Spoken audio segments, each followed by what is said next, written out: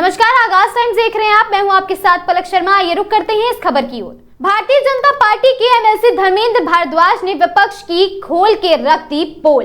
Bhajpa MLC Dharmendra Bhardwaj से हमारे संवाददाता ने आज मॉनसून सत्र के स्थगित होने के बाद खास बातचीत करी। एमएलसी धर्मेंद्र भारद्वाज ने कहा, राहुल गांधी और अखिलेश यादव के पास अब कुछ बचा नहीं है। पहले ये लोग ईवीएम पर आरोप लगाते थे, अब यह लोग वोट को लेकर चुनाव आयोग के ऊपर गंभीर आरोप लगा रहे हैं। चुनाव आयोग जब इनको बुलाता है तो ये नहीं जाते हैं और सस्ती लोकप्रियता पाने के लिए इस तरीके से प्रदर्शन करते हैं। वहीं उत्तर प्रदेश सरकार की उपलब्धियां बताते हुए विपक्ष पर गंभीर आरोप लगाए। विपक्ष चाहता ही नहीं कि विधानसभा सत्र चले और सरकार उनके जवाब दे, क्योंकि वो जान चुके हैं अब सत्ता में वो वापस आने वाले नहीं हैं। जनता योगी सरकार के कार्यों से खुश है, इसलिए योगी सरकार अब 100 सालों तक प्रदेश में रहने वाली है। इसलिए योगी सरकार अब 100 वर्षों तक प्रदेश में रहने वाली है। परम पूजनीय योगी जी महाराज के नेतृत्व में और क्या कुछ कहा, सुनिए इस वीडियो में। मानसून सत्र शुरू हुआ, स्थगित हो गया, आज दूसरे दिन फिर शुरू हुआ, स्थगित हो गया। इसी पे ज़्यादा बात करने के लिए हमारे साथ भारद्वाज जी हैं, उनसे बात करेंगे। धर्मेंद्र जी, किस तरीके से देख रहे हैं, लगातार शुरू हो रहा है और स्थगित हो जा रहा मानसून सत्र, विपक्ष हंगामा कर रहा है। विपक्ष के पास कोई मुद्दा नहीं है ना। विपक्ष क्या चाहता है कि उत्तर प्रदेश का विकास ना हो। उत्तर प्रदेश का जो विकास की अर्थव्यवस्था दूसरे नंबर की बनी है, आज जो पूरा देश उत्तर प्रदेश को देख रहा है, उसको वो चाहता नहीं है। वो चाहता है कि बीमारू राज्य रहे। जिस तरीके से 2017 से पहले चाहता था कि छात्र छात्राओं के पॉकेट में कट्टे रहे, उनके जेबों में चाकू रहे, आतंक का प्रायप्त रहे, भ्रष्टाचार का प्रायप्त रहे, तो उस तरीके से वो चाहता है। और क्यों? क्योंकि जब सदन चलता है तो उसमें जनता की आवाज़ उठती है और लोकतंत्र का सबसे बड़ा पर्व माना जाता है कि जिसमें कि एक विधान परिषद सदस्य, विधानसभा का विधायक अपनी बात को सदन के माध्यम से सब जगह पहुंचाता है। लेकिन विपक्ष क्या चाहता है? क्योंकि उनके पास मुद्दे नहीं है कि वो शोर शराबा मचाता है छोटे छोटे मुद्दे पर। आप उनसे पूछो 2017 से पहले की क्या स्थिति थी इस प्रदेश की, कि अगर कोई गाज़ियाबाद के अंदर पश्चिम उत्तर प्रदेश में दिल्ली से लगा हुआ गाज़ियाबाद नोएडा है, अगर कोई पैर रखता था तो काँप जाता था, कोई व्यापारी आता था तो काँप जाता था। ये पता लूट हो जाएगी, घटना हो जाएगी, कोई मर्डर कर देगा, कोई गोली मार देगा। मतलब एक ऐसी स्थिति थी इस प्रदेश की जिसको कोई सोचता भी नहीं था कि इस प्रदेश के अंदर इतना विकास होगा। अब आप बताइए कि इतना इन्वेस्टमेंट सबमिट होती है, इन्वेस्टमेंट आता है, लोग आते हैं, कंपनी आती है, रोज़गार बढ़ रहा है, बेरोज़गारी दूरी हो रही है। ये बीमारू राज्य था, कैंसर से ग्रस्त एक तरीके की बीमारियां थी, जिसको निकाल करके परम पूजनीय योगी जी लाए हैं। और उनका काम तो स्थगित करने का ही है, शोर शराबा मचाने का है। और वो शोर शराबा बेकार जाएगा, क्योंकि जनता समझ चुकी है कि भारतीय जनता पार्टी राष्ट्र निर्माण के लिए काम करती है। धर्मेंद्र जी, जिस तरीके से कल सदन का पहला दिन था शुरू हुआ, क्या विपक्ष के पास मुद्दे नहीं है जो इस तरीके से हंगामा करते हैं? कल बैनर पोस्टर लेके परिसर में पहुंच गए, जिंदाबाद मुर्दाबाद के नारे लगाए, बाढ़ की बात करी, पीडीए पाठशाला की बात करी और किसानों की आय की बात करी। पीडीए पाठशाला में तो आप देख रहे हो, आपके टीवी चैनल पे चल रहा है, A4 है अखिलेश, D for डिम्पल पढ़ाया जा रहा है। तो वो भारतीय संस्कृति को कहाँ पढ़ाना चाहते हैं? संस्कृति में, भारतीय संस्कृति में तो संस्कार पढ़ाए जाते हैं। भारतीय संस्कृति के अंदर तो आपकी धर्म की बातें होती है। भारतीय संस्कृति के अनुसार तो आपको पढ़ाया जाता है कि किस तरीके से बच्चे को रामायण, महाभारत, गीता पढ़ाई जाती है। लेकिन वो क्या पढ़ा रहे हैं? वो पीडीए पाठशाला क्या चलाएंगे? वो तो यही सिखाएंगे कि अतीक अशरफ कैसे मरे, अतीक अशरफ को गलत मार दिया, अतीक अशरफ को उन्होंने मार दिया, ये सिखाएंगे पीडीए पाठशाला में। तो वो तो अतीक अशरफ वाली बात करेंगे। तो उनसे पूछो जा करके भाई आप क्यों पीडीए पाठशाला को चलाना? माननीय महाराज जी ने क्या कहा है स्कूलों के बारे में, आप समझने का प्रयास कीजिए। प्राथमिक एक स्कूल है जिसके अंदर 10 अध्यापक हैं, 10 अध्यापक पर 10 शिक्षक, 10 छात्र हैं, क्या चलेगा वो स्कूल? आप बताइए। मैं आपसे पूछना चाहता हूँ, जिस स्कूल के अंदर 10 छात्र हैं और अध्यापक 10 है तो क्या पढ़ाएंगे? 10 छात्रों को पढ़ाएंगे क्या? उन्होंने कहा है कि जिसमें संख्या 50 से कम है, कोई संख्या के स्कूल है और या जर्जर भवन में स्थिति है, उनको एक जगह बना दिया जाता है। उसको बनाने के लिए जब शिक्षा की गुणवत्ता होती है तो छात्र तो चाहिए ना पढ़ाने के लिए, खाली कुर्सी को तो पढ़ाया नहीं जाता। तो पीडीए पाठशाला इन्होंने एक मुद्दा बनाने की कोशिश की है, लेकिन वो मुद्दा नहीं बन पा रहा। वो मुद्दा, स्कूल मर्जर पे सरकार ने अपना फैसला है वो क्लियर कर दिया। उन्होंने ये बोला कि जो कुछ किलोमीटर की दूरी पर है, जहां बच्चे कम हैं, उनको खाली मर्ज किया जा रहा है, अन्यथा और किसी को नहीं। लेकिन विपक्ष भ्रम ये फैला रहा है कि कुछ किलोमीटर नहीं, ज़्यादा। नहीं, वो भ्रम फैलाने का ही काम करता रहता है। कभी संविधान की बात करता है कि संविधान ख़त्म हो जाएगा, कभी संविधान ना भारतीय जनता पार्टी ने सोचा है ना समझा है कि हम ख़त्म करेंगे, कोई विचार ही नहीं है।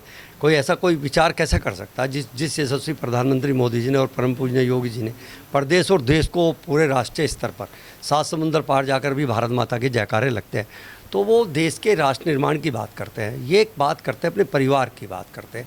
अपनी पार्टी को ही नहीं संभाल पा रहे। रोज़ की रोज़ इनकी पार्टी के नेता ही इनको टूट करके सोच रहे कि छोड़ दिया जाए।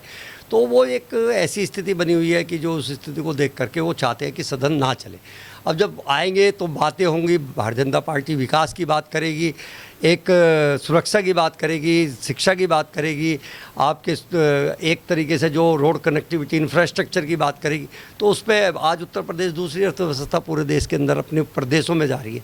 तो अब उन चीज़ों को सुनने के लिए तैयार नहीं है। उनका जो दिमाग है वो उस चीज़ को नहीं चाहता कि हम सुने, जनता के बीच में पहुँचे। तो वो पहुँचे ना, तो इसलिए वो जो है उसको सदन को स्थगित करते हैं और हंगामा मचाते हैं, शोर मचाते हैं, बेवजह शोर मचाते हैं। एक मुद्दा बताइए, एक हमारा कोई भी मंत्री, हमारा कोई भी राज्य मंत्री, हमारा कोई केंद्र का मंत्री 1 रुपये के भी भ्रष्टाचार में लिप्त हो तो हम बताइए। हमारे परम पूजनीय योगी जी तो सन्यासी हैं। हमारे यहाँ किस तरीके की स्थिति है आपको पता है। भारतीय जनता पार्टी के अंदर निष्पक्षता से और पारदर्शिता से काम होता है और उसी दिशा में भारतीय जनता पार्टी चलती है। सर, एक आखिरी सवाल धर्मेंद्र जी आपसे हम करेंगे। राहुल गांधी अभी तक ईवीएम पर इल्ज़ाम लगाते थे, अखिलेश यादव भी ईवीएम पर इल्ज़ाम लगाते थे। अब वोटों को लेकर कह रहे हैं चुनाव आयोग वोट चोरी कर रहा है। अभी अखिलेश यादव ने भी कल अपना बयान दिया कि हमारे उपचुनाव में चुनाव आयोग ने वोट चोरी कर लिए। अब राहुल जी की और अखिलेश जी की जो जोड़ी है, कई बार चुनाव लड़ चुकी उत्तर प्रदेश में मिलकर, अभी कई 2-3 बार चुनाव लड़ चुकी, लेकिन क्या है कि उनको सफलता नहीं मिल पा रही। तो जब सफलता नहीं मिलती तो एक व्यक्ति का सोच जो है ना डिस्टर्ब होती है। उसे लगता है कि क्या करें। पहले ईवीएम को लेकर के लगभग 6-7 साल चला कि ईवीएम हैक होती है, ईवीएम से ऐसे किया जाता है। अब आप बताइए कि ईवीएम हैक कैसे हो सकती थी। अब उन्हें पता ही नहीं है, कंफ्यूज है। क्योंकि जब कोई आपने बटन दबा दिया और ईवीएम को लॉक कर दिया, सील कर दिया, और उसको एक स्टोर रूम के स्ट्रॉन्ग रूम में उसको भी सील कर दिया गया। वहाँ का प्रशासन होता है। इन्होंने 5 साल वो मुद्दा बनाया, लेकिन वो जनता के बीच में नहीं जा पाया। जनता समझ गई कि ईवीएम हैक नहीं हो सकती। क्यों? झूठ के पैर नहीं होते और सच कभी छिपता नहीं है। लेकिन अब इन्होंने मुद्दा बनाया कि वोट की चोरी होती है। अब आप मुझे बताइए, वोट की चोरी हो कैसे सकती है? एक वोटर एक जगह वोट डाल सकता है, आप बताइए कैसे वो दूसरी जगह वोट डाल सकता है? अब आप ये बताइए कि उसका आधार कार्ड कैसे बन सकता है, उसका वोटर आईडी कार्ड कैसे बन सकता है? हो सकता है कि पहले मैनुअल थे कि किसी के 2 वोट बनी हुई हो, लेकिन डालेगा तो एक ही जगह। अब वो जो वोट बनी हुई है, उस वोटर को चोरी करने के लिए 3 फार्म होते हैं। Form number 6, form number 7, form number 8। अगर किसी ने कौन से वाला, उन्होंने फार्म नंबर 6 पे भी मुद्दा उठाया। मुझे बताइए फार्म नंबर 6 किस चीज़ के लिए होता है? अगर कोई वोटर है, अगर 18 साल से ऊपर का वोटर है, तो वो वोटर अगर बिहार का रहने वाला है और वो महाराष्ट्र में जाकर रह रहा है तो अपनी वोट बनवा सकता है।